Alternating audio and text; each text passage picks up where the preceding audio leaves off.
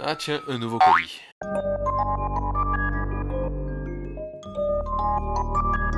Bonjour, j'espère que vous avez la forme. Aujourd'hui, je vous présente la nouvelle box de dessin Doodle Collector XXL. C'est la plus grosse box, à la fois la plus épique.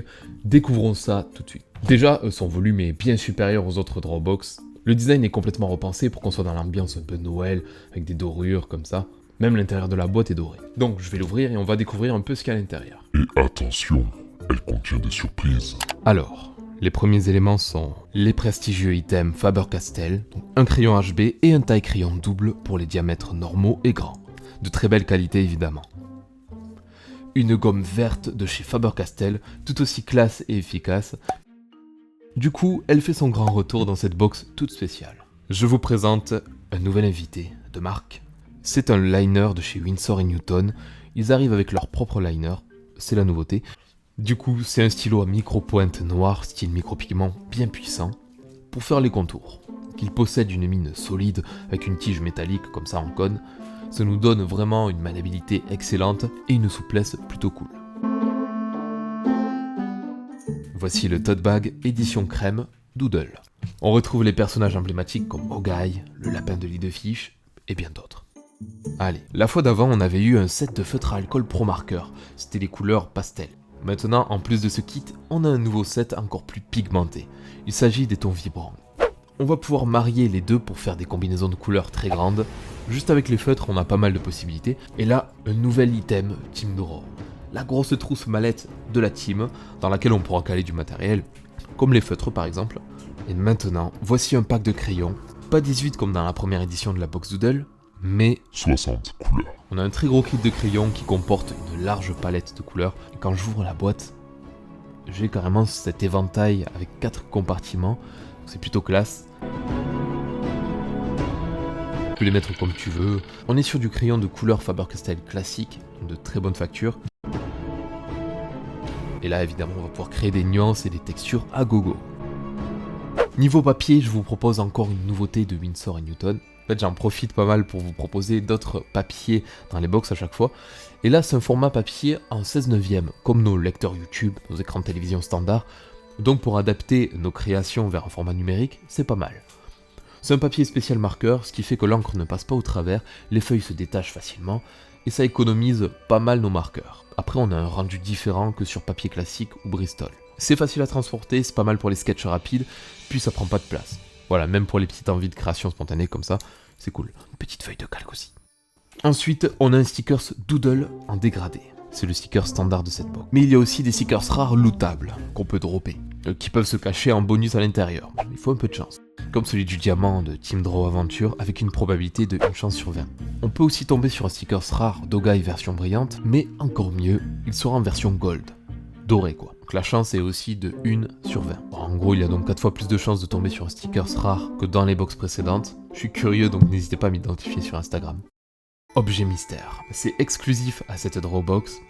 Vous y trouverez à l'intérieur un dessin répliqué, numéroté et signé sur un papier de qualité à grains du fine art. C'est une vraie pièce unique avec son numéro au dos. Il est protégé dans sa petite pochette, donc c'est vraiment une impression de qualité. Et le dessin que j'ai fait à la base est une création originale, par mes soins évidemment.